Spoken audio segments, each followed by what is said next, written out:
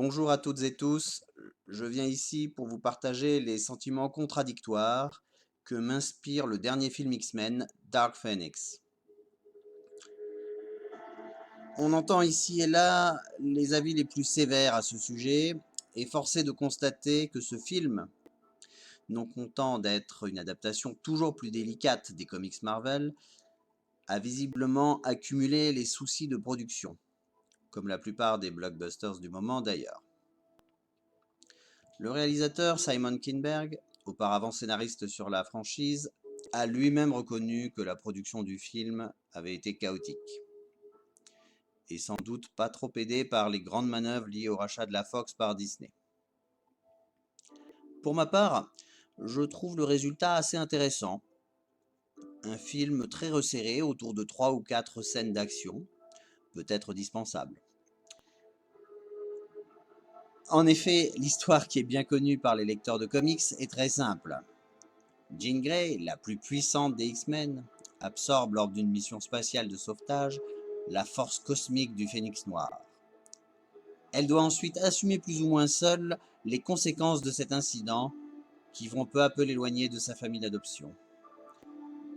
Car le film parle bel et bien de cela, contrairement à X-Men 3 qui était incompréhensible et dont je n'ai aucun souvenir.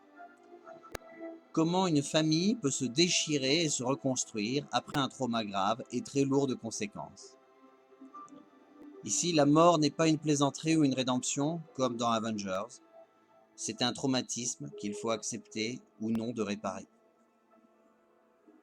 À cet égard, le personnage le plus impliqué est le professeur Charles Xavier, joué par un très bon James McAvoy, qui doit, et c'est vraiment peu courant pour un mentor, reconnaître ses graves erreurs et assumer ses responsabilités, tout en offrant quand même un avenir à sa famille désemparée.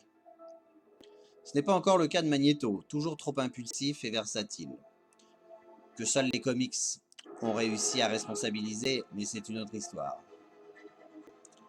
Et de fait, on peut reprocher au film ses antagonistes insignifiants, mais qui est vraiment digne d'affronter les X-Men, sinon Apocalypse ou Mr. Sinister, dont les adaptations cinématographiques semblent impossibles actuellement faute de moyens.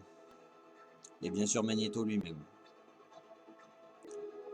Pour ma part, les vilains dont je vous tairai la nature représentent simplement la part d'ombre de Jean, et c'est finalement elle-même qu'elle devra affronter en décidant de son destin, comme toutes les femmes émancipées désormais. À noter enfin une bande-son de Hans Zimmer, bien sûr, qui est plutôt bonne, avec un vrai thème bien reconnaissable pour cette équipe de super-héros en reconstruction. Ça change des musiques insipides des licences Marvel. Je vous recommande donc ce petit film qui marche plutôt bien en France, mais qui n'a pas trouvé son public aux États-Unis. C'est dommage car les X-Men vont disparaître pendant longtemps des écrans et ils représentaient à mes yeux une vision nostalgique de la grande période Marvel pour les gens de ma génération. En attendant des films plus marquants, portez-vous bien en allant